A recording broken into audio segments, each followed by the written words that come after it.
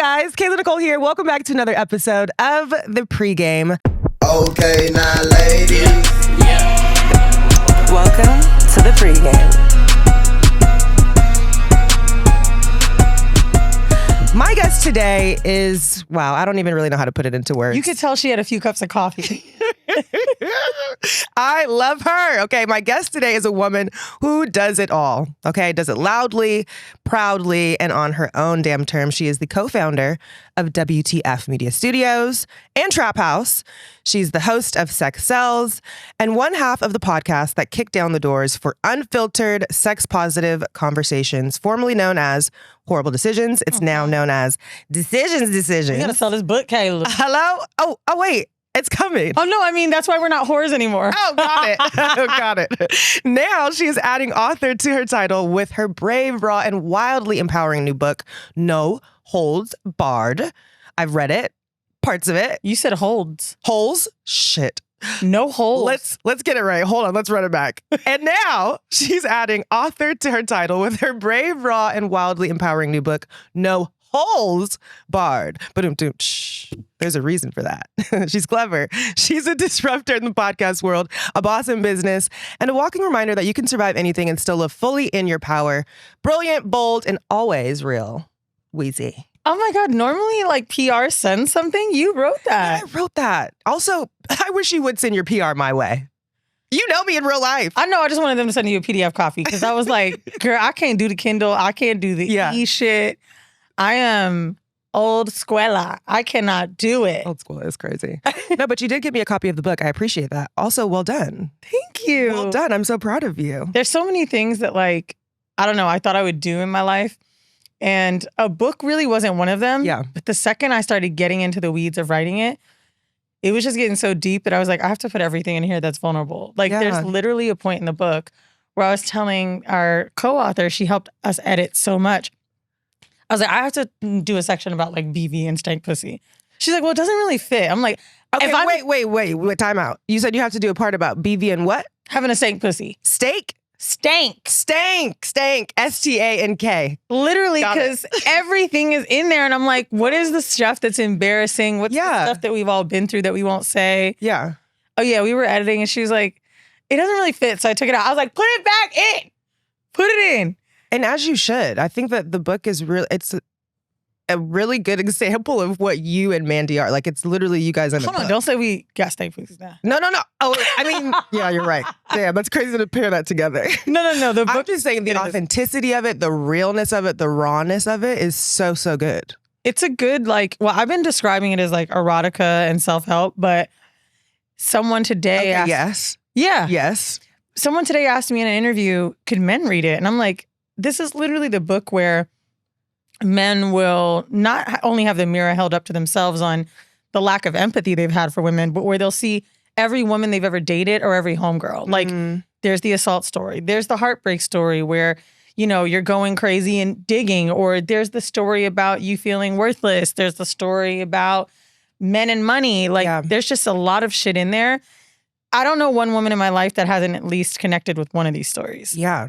Or even if you don't connect, it's so informative. And you guys tell the stories in such a like lighthearted comedic way that it makes it so intriguing and just like lighthearted. It doesn't feel so heavy and like, oh my gosh, I'm reading something that's so bad. Like, I think that's the good thing about us not being, I was going to say real authors, but I don't mean it in that way, but we're storytellers. Absolutely. So that's where it like really showed its, and to that point, we got a really great review from someone named Tracy. She does a podcast called Stacks Pod. It's a books podcast. I didn't know about it until we wrote a book. It's a what podcast? It's a podcast about books. Oh, they do that, She reads like 10, 12 books a month. Oh gosh, she's smart. She wrote in the review, I wasn't expecting much from this. And I was surprised. And I was like, oh shit, this is terrible and good. And it was a great review. And she was like, I did not, and I get why you don't expect much. Yeah. It's two podcasters. The clips we're putting out in the world are the thing. It's the stank pussies. I suck dick. I had a threesome. Like, it's so much of this that you think the salaciousness won't connect. Yes. Which I get it. And so I've been trying to do my best to not be this person, even though I was talking about shit with you. Yeah, but it's good shit, you know? It's good shit. You mentioned briefly, too, that this book is for men, too. And I think that what a lot of people don't realize too is like men listen to podcasts, men read too. Men want to know about women. They do. The men need to pick up this book. The men can't listen to the men podcast about the women. Please stop doing that. Like literally when it comes to things like, let's just say, discovering kink or sexuality, a lot of women feel, or my homegirls, when they want to tell me something kinky. Yeah. First of all, I'm always that friend. For sure. I'm not saying I'm the hoe friend. I would imagine so. I'm the friend where they're like, I have to tell you something. Or I have a question about something. Yes. And it's always about feeling guilty about wanting something dirty or nasty or kinky. And what do men do? The second you're into that, you're a hoe. You can't even suck dick too good. Right. And you a hoe. Yeah. So I think it's just kind of seeing the layers pulled back of like how many women are going through these exact same things, the discovery of it, all of it. No, but this is so good. Sorry. Look, the top of the show is supposed to be a catch up and yap where you have to like ice break and get your guests to like, open up and talk. I don't have to do that with you. Oh, should we catch up? No. We're But good. they want to know what Kayla's up to. No, they don't care about me. We can actually talk about you though a little bit. You're about to go on a little summer vacay with your man. So you guys are going on a how long vacation together? 2-3 weeks. We've done it before though. That's a very long time. Girl, we're a little too much. All we do is want to be together. We be fucking showering together every day. Like, it's bad. It's very codependent, but in a way where we both like it. Are you going to get married? Of course. Soon. I mean, did he buy the ring? Of course, he asked the ring size and asked what I like. Oh, but this is an exclusive. You think you're going to get proposed to soon? Do you think he's going to do it on this trip? No. And you know what's funny about you saying that? I did this podcast with these white girls. They're like, oh my God, you're in Paris. So like, he's going to propose to you. Yeah. And he was like, Cindy Bluff, he's like, that's corny as fuck. he's like, No. I promise you, it's not going to be when you think. Yeah. Also, he's very into numerology. Okay. Like I had to open my business trap house on the 8th of the month because it's a money number. Everything like he likes to do that's like intentional comes with a number. So I got to Google love numbers. I think it's 6, but then every 5th, I'm going to get my nails done. Wait, what month are we in? January, February, March, April, May, June. This is 6. This month is 6. Girl, stop it. 'Cause they don't be. Oh I my told God. you. Oh my God, she's engaged. Wait, I can't wait. 6'6". Yeah, oh wait. Okay, what do you think the ring looks like? Did you tell him what you wanted? Oh my God, stop it. I don't want to do this. You're teasing me. You started it. I didn't bring it here. You I thought took we it were going to there. talk about how niggas ain't shit. Now I'm over here. No, you're in love. This is so different. Like, this is very different for you. You've never talked about, or I've never seen you talk about love like this. Oh no, I'm so in love. It's disgusting. Okay, hold on. We just need to, this is a really serious catch up and yap. Love is in there. You're right. Love is in there, but I didn't see that part. I didn't read that chapter. You didn't tell me to read the chapter about love. Because it's not the fun one. Why You do know why think it's not the that? fun one? No. Why do you think that love is not the fun chapter? I think love is not the fun chapter because it's not necessarily, to me, when someone picks up a book about sex, what they want to see. We put it at the end because it really ties it together. But I don't think love is a fun chapter for most because a lot of people that are experiencing pain and want to read this book for discovery, they don't want to hear my happy story. Like, and I know you've been through this too. A lot of times when something amazing happens in my relationships, I don't celebrate it. Now, what women do is run to their friends when something's wrong. Yeah. And that's why we end up hating your man. Right. But I just tend to be careful unless something's monumental. I don't really share every little amazing moment. Yeah.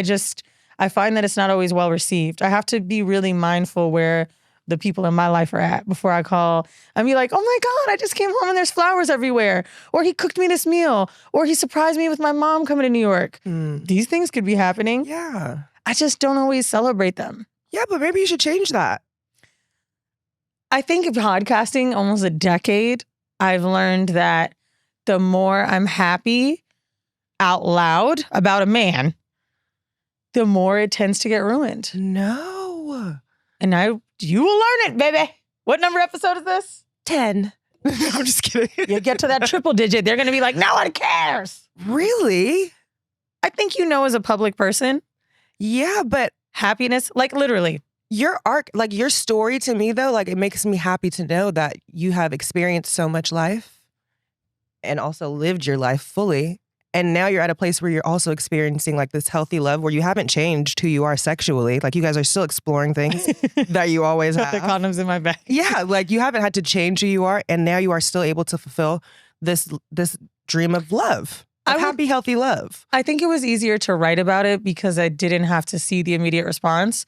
And I'm curious to know what like your listeners think too. I'm sure someone will leave a comment on what they think because this may feel like a moment they think is sad. But for me, I actually realized some of the privacy about the happiness helps because people just, number one, when you're a non-monogamous person, when you're an openly sexual person, first response, oh, her and her man are having threesomes. Like, I'll go on and talk about a woman we had sex with. Yeah. This won't last long. I think we have to note that to our listeners who don't know you. Yeah. So in a sentence, explain. You don't think they got it? No. They're probably confused as hell right now. Like, wait, what is happening? Explain what your relationship dynamic is. So, well, I'll start by saying on horrible decisions, both my co-host and I are non-monogamous, which means ethically non-monogamous, which means we may have a partner and have sex with other people with that partner, without that partner, whatever. In my dynamic, Dan Savage, who's another sexpert and podcaster, coined this term years ago, monogamish. So we have sex with other people together. I'm bisexual. I've dated women solely. I've dated men solely, and it's better when they're all together. It just isn't work fine. Yeah. Yeah. Wears you out, but it's fun. But we have sex with other women together, and I've seen that when I'm excited or celebrating these stories, people would tend to say, oh, it won't last. And I think it comes from the fact that there's a little too much non-monogamy talk out there. Yeah. Like once Neo got 4 girlfriends, everybody seemed to be celebrating it or talking shit about it. And I'm like, I hate that this is in our face because now we see men that may like a lot of women in their life say, I'm polyamorous, but they don't really know what it means. We talked about that with Shan on the podcast, the difference between poly and monopoly, because that's what he's in, a monopoly relationship where it's like he gets to have all of these women. They don't get to have any other men. And I have had so many debates too with my co-host Mandy about this because I don't believe if they got the chance to be with him alone that they wouldn't take it. Yeah. It's a very exhausting thing to have multiple romantic relationships. And my friends that have successful ones, they're in their 40s. Mm-hmm. This new school thing of it to me isn't necessarily real. It's just this false sense of liberation. I see so many women with a broken heart, so many women that don't like knowing their man's going to go fuck someone else. That doesn't feel good. It doesn't make them feel confident or safe. And it creates a lot of resentment. Yeah. Now, I deal with jealousy, sure. I dealt with jealousy when I was monogamous. But I also am wanting my man to have sex with someone else. There's a chapter called Why Don't We Cheat Together and how I like jealousy and feeling, hot from that. Yes. But at the end of the day, being non-monogamous is something that I haven't had celebrated. I could have a diehard listener. They're going to buy 100 copies of this book, and they still may turn their nose up at the idea that I like to share my partner. And to that, I say, who gives a shit? It's not my partner. What y'all doing has nothing to do with me. I don't care what you do. If it makes you happy, why do you That's care? why I like to go to celebrate it, girl. Do you think that you should celebrate your love, though? That concerns me, and I want you to celebrate it more. Especially if you're about to get engaged in Paris. Girl, Post the pictures. we were going to be That's going cool. to my piano parties in Paris. That's it. Okay, but speaking about monogamy versus non-monogamy, how do you make that dynamic work in your relationship, specifically for you, especially if you're someone who deals with jealousy? But you're saying you like the jealousy. That turned you on. That's a good question. So, okay, I've gone through a lot of phases of it, right? I would say my first phase was when I was young. I had a girlfriend and a boyfriend, but they didn't know about each other. Then You're I a was cheater. Huh? You were a cheater. Yeah, I was terrible. Okay. But then, but it I was love how she phrased that. I had a girlfriend and girlfriend they didn't know about. No, wait, they did later. Girl, what? They did it later. I was They usually don't know about each other when you're cheating. Shit. No, but I've also done it, and I just kept them separate. Okay. So then in the book, I talk about, and it was a terrible relationship where we were non-monogamous, but the more he fell in love with me, the less he would tell me the truth. So he would cross our boundaries, and it would leave me feeling confused. 'Cause I'm like, okay, well, I allow it when I know about it. So what do I do? That's why I wouldn't say anything when I went to the phone. And it's so confusing. Then I had a girlfriend for almost 2.5 years, and it was so beautiful. Yeah. We would literally only have sex with men without each other, and we would call each other and do it on the same day. She lived in Florida. Okay. I lived in New York, so we couldn't always be together. And she called me and be like, I'm going out, bitch. I'll be like, so you told me I need to go out. She's like, I'm telling you need to go out. And it was fun. It was like sexy. And we were really good about communicating. There were times where I maybe made her feel bad. Let's say maybe a nigga's left over and I was doing a little too much. She would tell me it hurt. Like we just really learned how to communicate. And then we ended up dating someone in a throuple, and it was fun. It ended because she wanted kids and I wasn't ready. Nothing to do with the non-monogamy. Yeah. In this relationship, I've learned everything I'm bad at. I'm very bad at not getting petty if you go on a date with someone else. I'm very bad at being a safe space when it comes to other women if it's not in the way that I need it. I'm very bad at being able to be honest about my feelings if I don't feel like it's going to be received well. Someone may ask you to tell me what are you feeling, blah, blah, blah. And the second you do it, they use it against you. Yeah. So it's all of that. So what's great about my relationship today is that, like, when you said, how do I manage it? We open and close if you it. know that you're bad at all these things, what are you doing to combat that? So we open and close it, and we have a veto. So the open and close rule looks like this. Like, I have older parents. My mom is 74, my dad's 90, and I'm only 34. I talk about it a lot, and sometimes stuff just happens with them. Maybe my dad ends up in a hospital, or something's going on, or I'm just having a tough day. That's our relationship's closed. Yeah. Like, I'm too stressed out. I can't think about you and some other bitch. Like, it's closed. Whenever we have tough times, we can open, we can close it. Pregnancy, we've been talking about closing it. Unless we got a girl we fucking with, we like her. she has to stay. No, maybe she's cool with a big belly there. I don't know. Yeah. And as far as a veto, it's if you have someone you're sleeping with that makes me feel uncomfortable, I can say I want them gone, and there's no questions asked. So what would make you uncomfortable, though? What would make you want someone to be gone? Like, for example, she too cute. bitch. I'm just saying. Oh, we was fucking with this bad Immediately bitch. off the top of my And then brain, she was funny looked too? way- oh, hell no. I was like, And she's smart. But when she said she couldn't cook, I was like, I got him back. Yeah. Okay, so like a veto for me, there was someone from the past that really wanted to be with him. And generally speaking, if I'm out of town for more than 10 days, I know my man is going to maybe want to get some pussy. And so when we talk about it, he'll tell me about these women. And I remember one particular girl that I felt like really was into him. He was like, well, I'm really not sleeping with her. I think I'm going to go out to this party in Harlem. She's going to be there. Maybe we will, maybe we won't. I was like, you know what? I don't want you fucking a bitch that want to be with you. The emotional connection is That's too much. hard for me. Draw the line. Let's X her out. Yeah. It was done. We didn't talk about it again. Do the partners outside of you guys know about each other? That's the rule. That's the rule. Okay. I don't even like him to get someone's number if they don't know he has a girlfriend. Yeah. I've dated men that are terrible. You're not going to be terrible. And he's a great man. Like, he's an honest guy. But all in all, I really like everybody being aware. Me and him are aware. These girls need to be aware. Absolutely. Like, if women aren't understanding that you have someone on the other side, you just a fuck nigga. Like, why are you doing this? Have you can talk about in the book BDSM. Was that your chapter or Mandy's? Both. You guys shared that chapter? No, so we have the book is in different sections: pain, pleasure, progression, growth. So in pain, there might be abortion, there might be a spanking. Like, okay, right. but Onwards. my chapter is the one where I was submissive, hers more dominant, whereas she locked her ex's penis up in a chastity belt. Yes. Mine was a dom chapter where I got to learn that submission is power. Like, yes, all of the things he did to me, walking me on a leash, laughing me in the face, all this shit, things I asked for. Mm-hmm. And so, yeah, let's talk about this chapter because this chapter had me cracking up. Okay, page 116. Nate was the first guy from Tinder to whom I was hella pressed about. At 26, he hit all 4 of my requirements at the time. Fine, tall, a big dick, and a job. And the job was just so that you could eat, apparently. Yep. Which I understand. fuck me, feed me, finance me. Yes. That was my thing. 3 Fs. Listen, I'm gonna be honest, I kind of feel like I still am there. I was going to ask you, your requirements at 26, have they changed?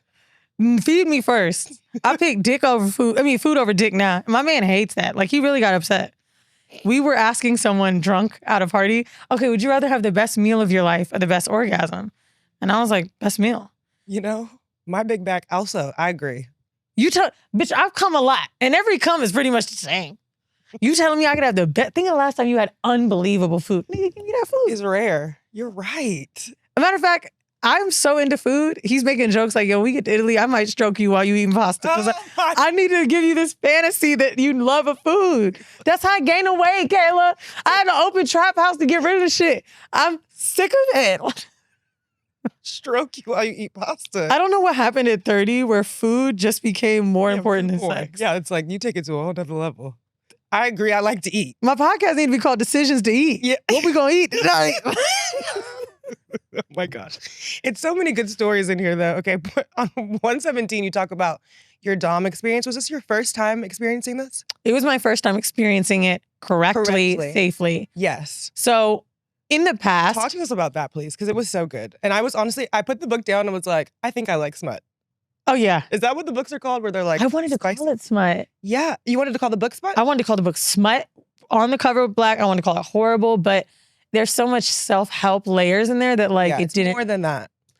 Ugh. But walk us through that experience. So a dom, maybe to us, or being dominated is spanking and choked. Yes, And to most.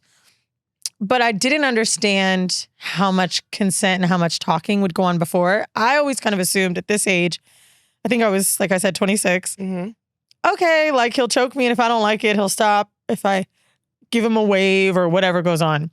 This dude full on sent me a checklist of my yeses, my maybes, and my nos.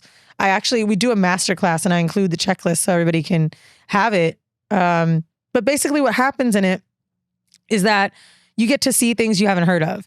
So it's like being restrained. Is that a maybe? Because maybe you don't want to be all the way tied down. Like, what is it? Wrists, ankles, like what's too much?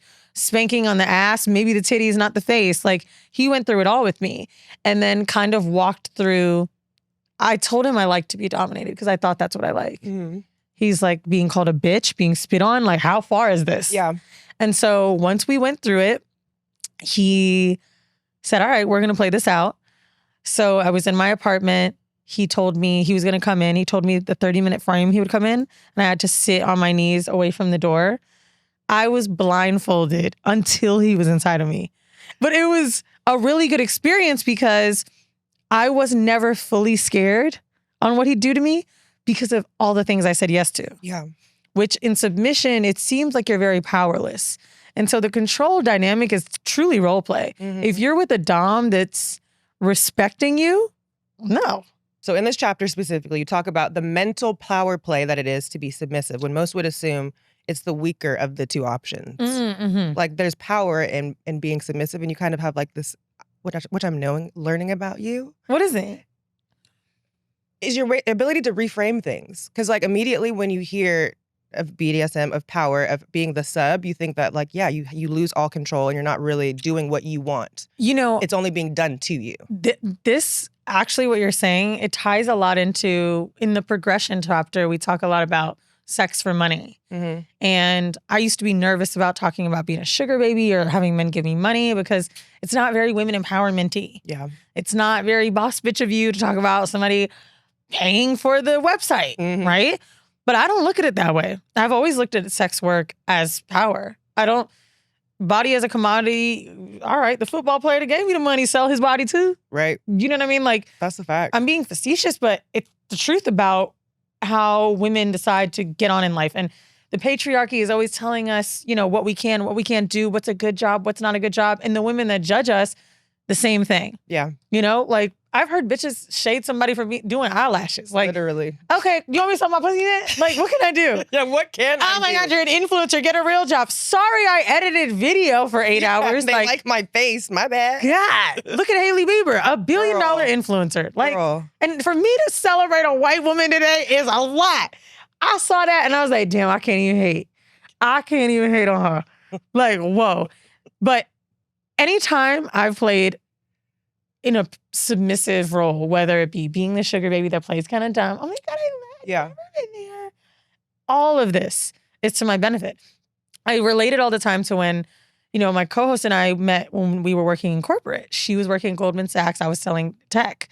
And I did the same thing. I would literally act like I had no idea what I was selling companies. I would sell them Ethernet, like, how to explain it in layman terms? Any building that's being built, I did kits back in the day. They need to wire into the walls and shit like that. They can't use Wi-Fi. I would be like, I think we should literally do 2 rooms so it doesn't get like laggy. But really, I knew I was charging them twice on that bill for $5K. It was 2 different addresses. Like, I would always just kind of play it dumb. And granted, that is literally a woman's work sometimes. Yeah, it's a power play. It is a power play. Yeah. And so with submission, I guess I just liked to play that game of feeling like I needed to be controlled. Yeah. And at any point, I've never felt, and I'm lucky for that, in my BDSM role play that it was too far. There have been times where I've forgot to call out the safe word when I should have, but aftercare is a big thing with BDSM. I don't know if that's been discussed on your show yet, but in BDSMs, you have what happens, it's called a sub drop. And it's basically like this huge adrenaline rush that just kind of drops. It's kind of like a man with post-nut clarity. And they're like, you can get out. Well, with women, we're like, oh my God, I feel bad about myself, worthless, whatever. So in the aftercare scenarios, a dom is just catering to you. So maybe you were doing everything for them. Sometimes it can look like a massage, just cuddling, kissing, giving someone a bath. I'm joking with my man recently because we've had the most rough sex we ever had. And after he was overdoing it, he's like, I love you so much, right? There's no one else above you. I'm like, I get it. You weren't saying that shit when you was with my ass. Okay, wait. You were having the most rough sex that you had ever had? Ever had with him. Okay. Oh, with him. Mm-hmm. Would you say that your most liberating and satisfying sexual experiences have been with him? Yes, because of love. Being loved to a point of being unconditional. Also having someone tell you they love you in certain scenarios and intimate ways, being able to just feel free. In the love chapter, I talk about how the first time he said I love you to me was after a foursome we had in Mexico. Wow. We had sex. These two lesbians started fighting in the middle of the shit. And we were leaving and I was like, okay, so what should we do? Should we just go back to the bar? Because they just picked us up at this bar. Yeah. And I could feel his energy, like the way he was looking at me, just the way he was talking to me. And I think he was very scared to say it because I have always presented fun sex girl because I don't want to get hurt either. Even though I love this. Sometimes I'm just like, being as vulnerable as I want to be doesn't always work out. So I just let men lead.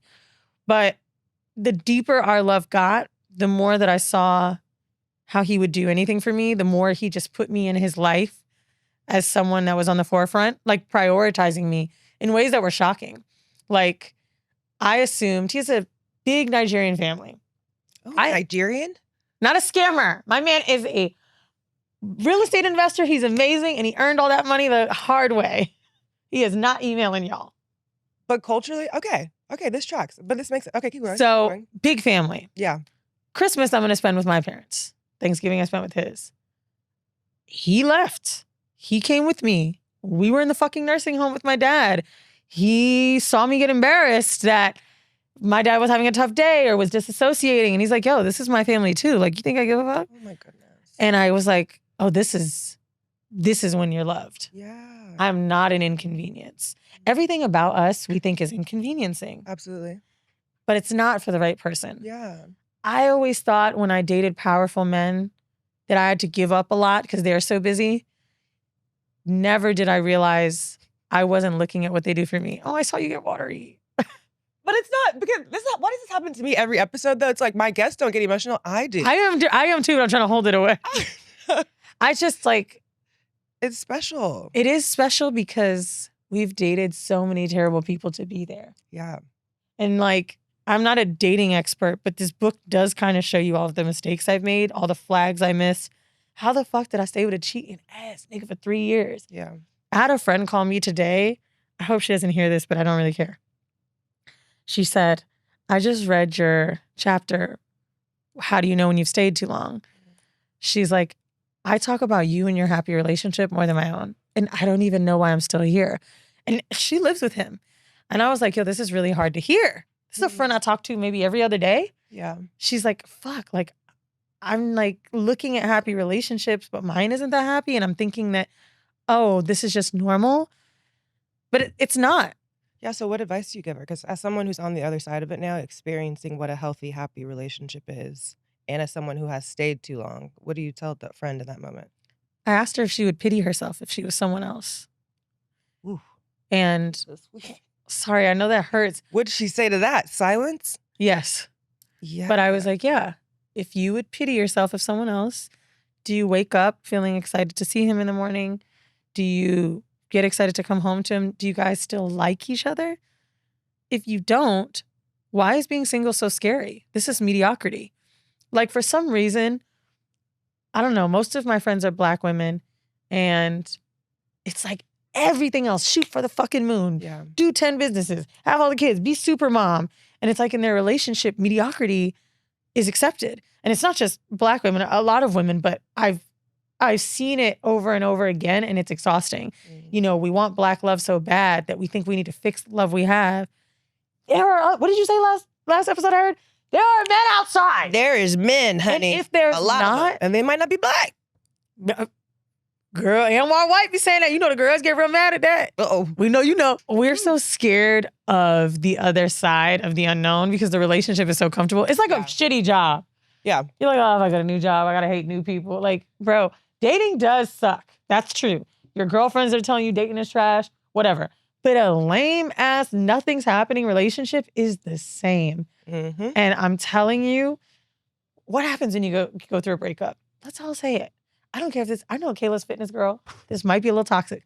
We get skinny because we're a little sad anyway. You have a glow up. You do something to your hair. Oh, skinny. I don't know one person that been through a breakup that didn't glow up after. I actually truly don't. You might have If taken. you do the work. Yes. Now, to get out of bed, to get that work done, it takes time. You're going to have your phase where you don't move, where you cry. Get over it, because I'm telling you, on the other side, that's why it's my last chapter. The person that you're becoming after that breakup, it doesn't happen. You can't meet that new amazing person with who you are today. You have to cut the dead weight. You have to cut the cords. You have to call that lady that your homegirl told you about. Yeah. Call the lady. Talk to the lady. Talk to that lady. Yeah. I say that all the time. Like, you have to start working on you to attract the partner that you want. Yeah. And start doing the things that you want in a partner to yourself. You know what I mean? And do that for yourself too. Yes. When people ask me, most interviews I've been doing recently are about business or business questions, entrepreneurship. And I literally talk about how I low-key faked the woman I wanted to be. Going to all the art galleries that I thought every time, and being a New Yorker, if you're listening, someone lives in a big city, you get this. I would go to the Whitney or the MoMA and be like, damn, there's the tourist, but then there's the cool art bitch. They just look so dope. They're not pulling their phone out. They get it. I wanted to be a part of that world, not the art world, but just the world of being that girl. For me, it's not money or even looks. It's just the embodiment of how you act. And you need to be exactly that for the partner that's coming. You need to be someone that's motivated, that's doing their own thing, that gets up to, whether it be workout or meet with their friends, to deny somebody once. Always, and please, this is my favorite dating tip. Let's just say a dude calls you. Oh, come get lunch with me or whatever, and you really fuck with him.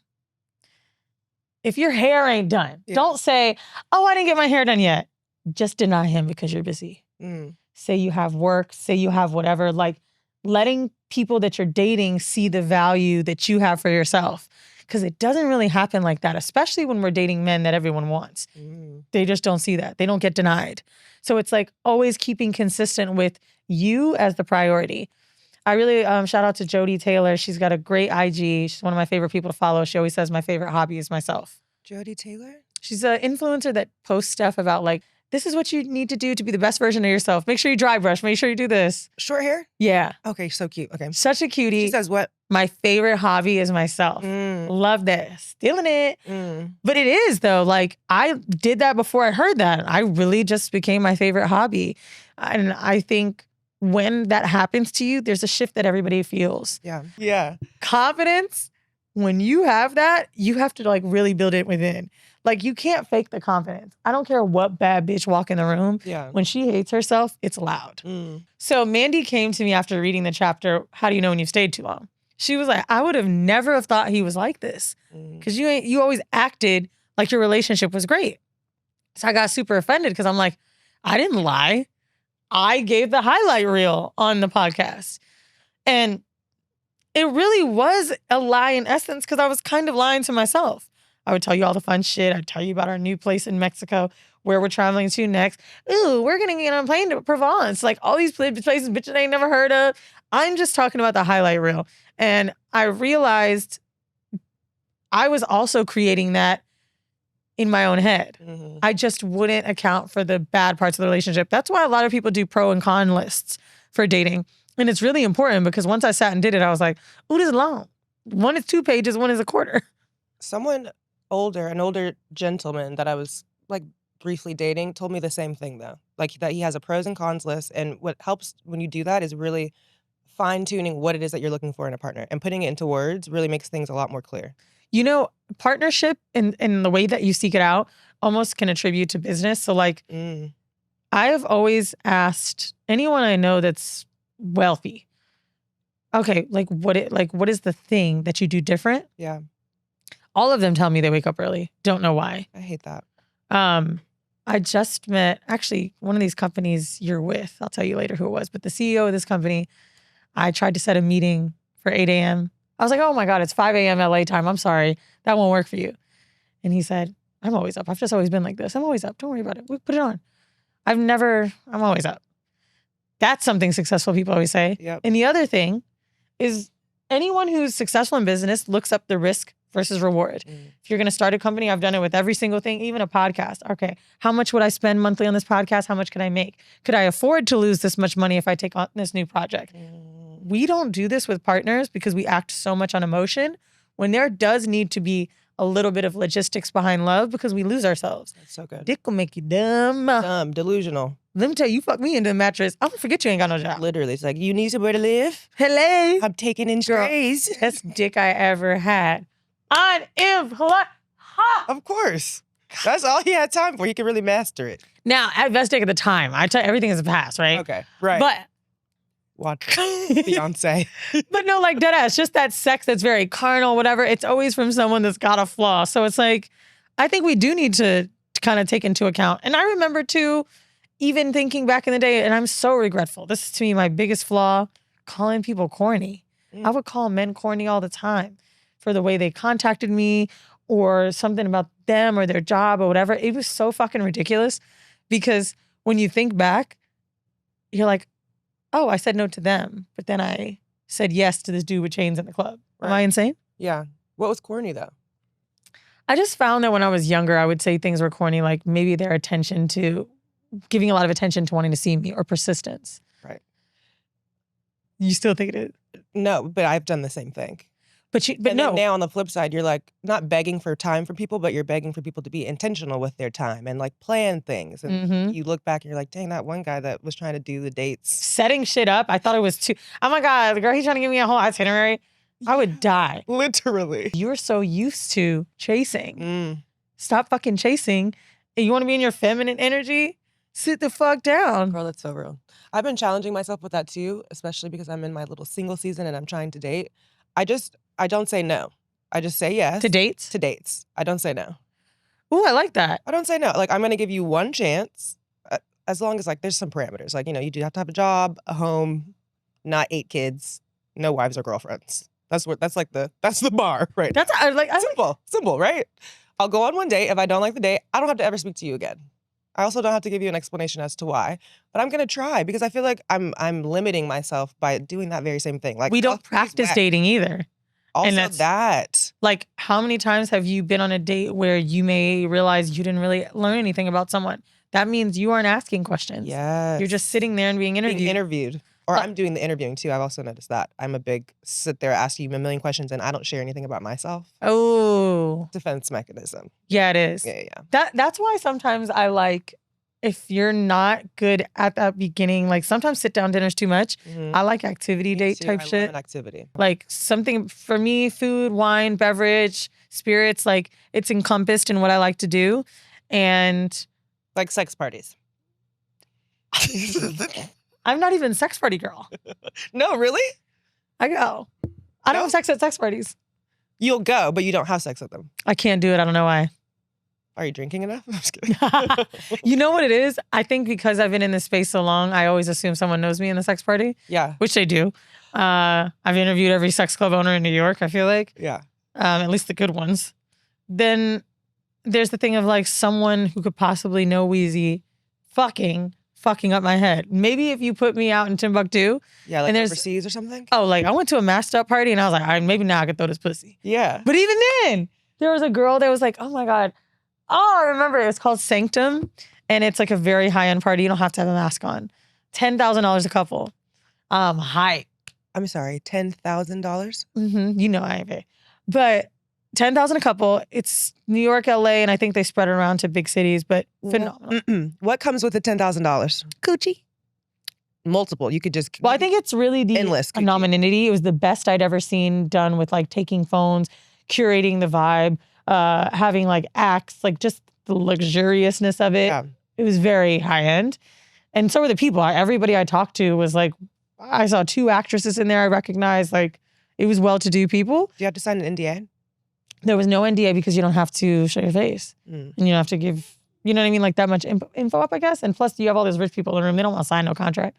But a girl did say when I took my mask off, she said, I must tell you, you're like my favorite little secret in my headphones. Like I'm always listening on a plane because I can't listen. I have my kids. And like, it's just so fun to see you here because I like seeing people live out who they are. And I'm like, well, bitch, nah, I can't because you done called me out. Yeah, you're like, you're ruining it. You think you did something, bitch.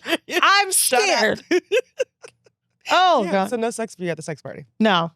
But it's all right. It's okay. Oh, wait, I did have sex, but I was like, Okay, bitch. Are you no, lying? or no, you no. talking- You could barely get it in. I was tightening up. I was nervous after that interaction. Oh, I know. I was like, can you go fuck someone else? I can't. well, will you try now with your partner currently? It was him. Yeah, we were together. We went to Sanctum. Oh, And we, so maybe try again with a mask we gotta try it in Paris next week because I can't. after your proposal. Kayla! Sorry, I'm gonna stop joking. We have to hit. It's gonna. If you're gonna get emotional, then we don't have to do it. But I think that we should talk about this because Which part? sexual assault chapter. Oh, yeah. And I want to talk about it specifically because I think that I have stayed away from touching on anything involving sexual assault, especially that's something that's we're so heavily inundated with right now with the Diddy trial. Oh, yeah, no. This chapter is my best chapter. It's so good though. And it sucks that it's like, did you read it? I did. Oh, this shit is violent. When I say it's so good, I say it's so good because I think it's important for not just women, but Black women specifically to have conversations like this because it allows people to feel seen and heard. And like you said in the book, people are not talking about it. No, agreed. People are Yeah, not we can talking go into about it. Okay. So yeah, I guess we could do a little Trigger warning. Trigger warning, yeah, because the conversation's going to get just a little bit heavy, but it's a part of Weezy's story. It's a part of a lot of women's stories, and I think it's something that we should definitely touch on. There's a chapter in the book where she discusses her sexual assault. How old were you when this happened? Early 20s, maybe 19 or 20, I feel like, that age. I also want to preface this. I told this story on a podcast with Kev on Stage. Here's the thing. Mhm. And it was the first time I had talked about it.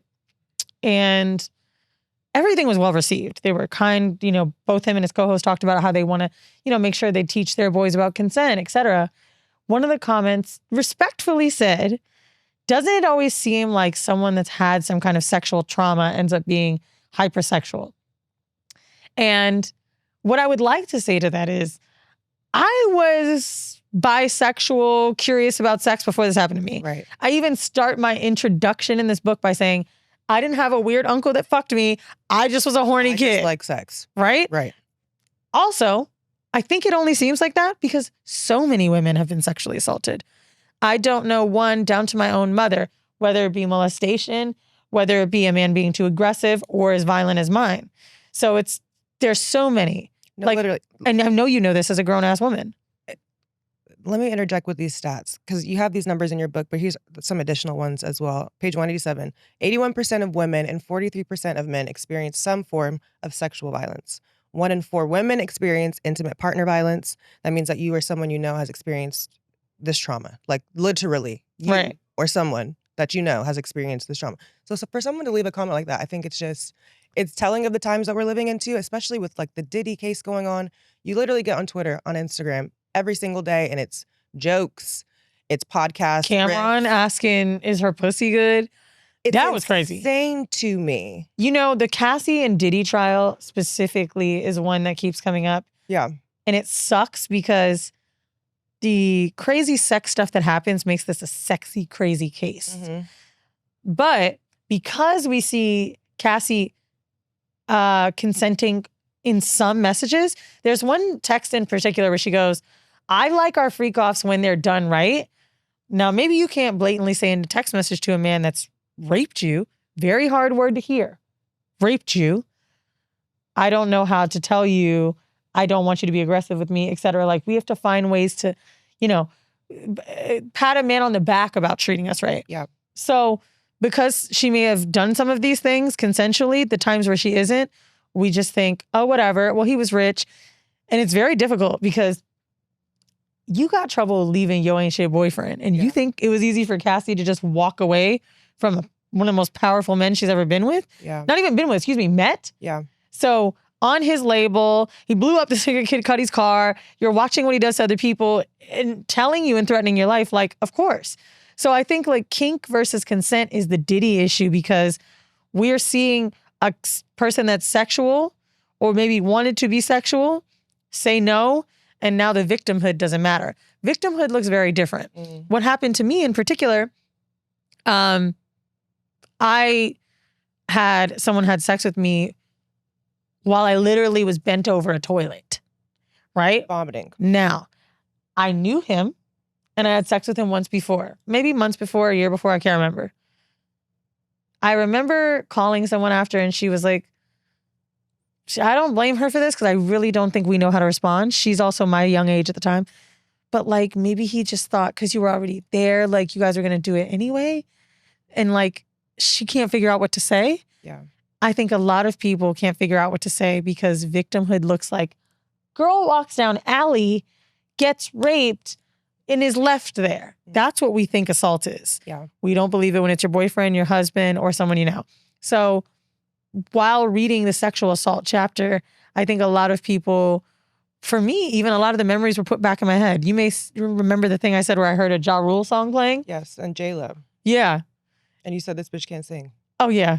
Which, by the way, it's just so easy to find the humor in this. I know, it's so sick. No, it's not sick though, but I think it's a beautiful thing because for a lot of people, we're so used to hearing, like you said, stories like this in one sterile, specific way. Right. And this just makes it so relatable. There's another part, and I can't really speak too much to Mandy's chapters because I'd rather you guys read them on your own, but where she talks about getting stealthed, if you've never heard that, it's a man removing a condom on you and without your consent, and also enjoying the sex and feeling conflicted when she found out he removed it after and just didn't know what to do. But a lot of scenarios where maybe assault has happened and then you ended up enjoying it or didn't know how to feel or a body response. So it's like assault is so different. In this particular one, the scariest thing of this chapter is I ran to get help and the woman sent me back upstairs in the hotel. Yeah. I think about this all the time. I think about, what the fuck? Like, is it because she thought I came down there with no shoes on and a t-shirt and it was like, help me. Yeah. So it's just weird because I think that gave me the first inkling like, oh, you can't tell anyone because you look crazy. Mm-hmm. I was the one who went out with that guy and was drinking that night too and went back to his hotel with the premise of having sex. So what would I think would happen to me? And ultimately you decided to not come forward and tell police about this situation. Right. So what advice would you give to a woman who is struggling with the guilt of not coming forward? Or maybe even the guilt of, I came forward to my friends and my family and they did nothing. I think the acknowledgement from another person is sometimes what we want. For me, my release and my healing was telling him, I don't know if I included that, but I basically, I did. I said to him, like, do you realize you raped me?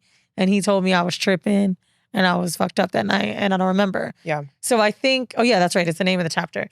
And I don't know if I really explicitly explained that was the healing. Like, oh, I got to show you. This is exactly what it was. I feel like I held it up to him. Once I told him, I felt better about it. Now, not right after, because there was a part of me that was like, did that happen? Because when people are manipulative, they'll fuck with your head. Right. But therapy was better than telling friends. You know, dating people and telling them about that, like people get very uncomfortable and awkward when you're getting vulnerable, so you don't know what to do. For me, a professional is the best because they know how to respond. And you may be looking for a certain response that a friend can't give you.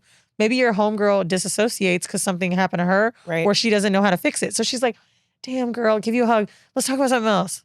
And that might make you feel terrible. Like there's so many different things. Absolutely. So for me, it's therapy really or nothing. I agree. And I think too, like you said, a lot of times we're looking for maybe not validation, but just someone to agree with the fact that, okay, what happened to you was wrong. You didn't deserve that. And a lot of people don't have the bandwidth to do that, right? Like, I have been in a sexual assaulted position. I have been. It's hard to get out of your mouth. I don't even know how to put it into a sentence. And I know that you're a perfectionist and you want to edit this. Yeah. That is like the true reaction to getting shit out. Yeah. It's like getting those words out, saying it, even writing it on paper. I thought it was going to be the funny chapter. And because too, I have gone to family about it, and I was much younger, but it wasn't received that way. I completely understand what you're saying. You go to people and you think like, this is a safe space. You're going to protect me, and you're gonna discipline this person that's done this to me. And when that doesn't happen, which I'm sure a lot of women can relate to, you feel Right. like, okay, well, maybe I am the one that was in the wrong, or maybe that wasn't that wrong of a thing to do. You know, with Black trauma specifically, Yeah. we're so scared of, I don't know, confrontation within family, within our own. Like, it doesn't seem like something that like we know how to handle. Yeah. We don't necessarily have the tools for this. And in the other chapter about assault, it's one of Mandy's family members that she got a call from that she had acknowledged. So now you're the one ratting out a family member, right? Like, it's all of The these layers to it. It's so many layers. And truth be told, I remember a situation, I didn't even put this in the book, but with my mom confronting her mom and yelling at her. And it's sad because it's just like, oh, it's something you never get over. You never get over that forgiveness, but no one else can give it to you. My mom's, and it's not my grandmother that did anything to her. It's just maybe I said it and you didn't do what I wanted you to do. Yeah. But it's like the way that we expect healing to happen from other people, we can't seek it out that way. It's low-key why I don't believe in closure. Healing isn't exactly going to go how you think it is. It's just got to be a you thing. I forgave that dude. Yeah. And a lot of the times my friends think I'm crazy when I tell them that. But I'm like, why? Like, I've been able to live a happy life, feel love through friendship, through family, through romantic relationships.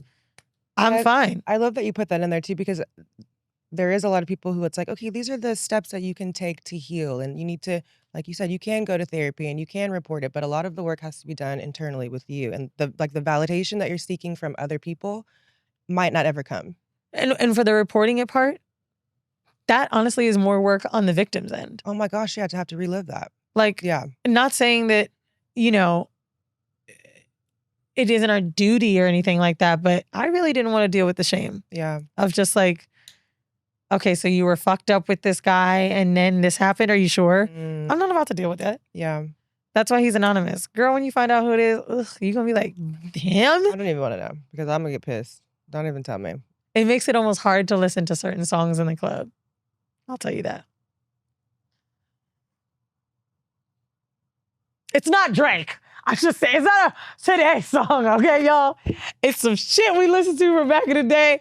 It's the way my mind is like. You're like, who is it? It's a song from back in the day. Wrap it up, I'm gonna tell you. Oh, okay. Last question for you. What would you say to a survivor who wants to feel more empowered in their body again, but doesn't know how? How did you reclaim your power in your sexuality? I think that's a good question. So I think you could be a survivor from a bad relationship, assault, anything. Your own sexual identity isn't always connected to someone else. It's like really explorative with yourself. For me, it had to do with a lot of that inner work. Like, I had to start working out. I hate to be that girl because I'm not super fit, but there was something about working out that felt like this check mark that I did for myself. It was like the only thing I felt like I gave myself out for the day. At least I made it to do this. At least I did. At least I did this. Yeah. Fucking, if I'm watching TV all day because I'm off work, at least I went to the gym. It's that one thing that we can say. It's just doing something to connect back with actually improving your body. Maybe it's eating clean, whatever. You start that way. Then the next step is sexual experiences alone. Women aren't really masturbating because they're tying a lot of their sex to someone else, waiting for sex to happen with someone else. Don't get me wrong, dick is better than my hand. But when it comes to exploring, you got to figure out what you like again, erogenous zones, what those look like, being in sexual scenarios. Like, I would say, let's just say you're not sex club girl. Maybe it's something like a place where you're semi-exposed. Yeah, what's a little vanilla version? Pool party. Okay, there we go. My There we homegirl go. told me she didn't know where she could go. She was like, I just kind of want, to like be in that energy a little bit. I was like, girl, you need to put on a bathing suit and flirt with men while being semi-naked. Yeah. You're going to feel sexy. They're going to look at you. They're going to like your body. And my homegirl's 250, 300 pounds. Period. Got a little Coke bottle shape, big girl. But I'm like, Period. when you like it, you like it. And you know you look great in a bathing suit. Girl, go. You're a Miami girl. You're in Florida. Go. And like, literally went to the pool. Oh, it was one of my favorite stories ever. Called me, was like, okay, I know this was about me, but I got some dick. And I got some dick twice, girl. I was like, ow. But like, it worked. It's something about just the you thing. Yeah. So I think it's really reconnecting with sexual relationships with yourself, masturbation, touching and feeling where those different zones are, and figuring out things outside of the clit. The clit is not our way to orgasm. Where else can you get turned on? Like making sex more of a dance, even alone. All these things and more you can find in No Holds Barred. Thank you, Weezy, for joining me today. You're welcome. And if you guys get it soon on the pre-order, there's a masterclass where we teach you how to masturbate, how to heal from a breakup, Really? how to get your money up. Yep, it's a free masterclass that comes with the pre-order. You just got to go on the Decisions Instagram, fill out a form with your, just upload your receipt. It's 6 modules. Yep. Okay, yeah. Where can everyone get the book too? I don't want to say Amazon, but it is one click. But Or decisionsdecisions.com. No. Amazon is like you buy the book from there. I don't want to make it too difficult. But if you got a Black-owned or a gay store or a woman-owned store in your neighborhood, even if they don't have it, you just order it from them and they get the money. And also, where can they support all of your businesses? Because you have a few. We didn't get to touch on all of it. We didn't talk about Trap House, but Oh my God. We have to do a fitness girl one. No, seriously. You have to come in there and I want to mic you up. This is my dream. I wanted to do a show. I talked to you about this, where I just go and do workouts. I know. Yeah. Come on. Kayla, go to Trap House. Bye. Thank you, Weezy. I love you. I can't wait to see your engagement ring. Girl. Wedding bells. Can I come to the wedding?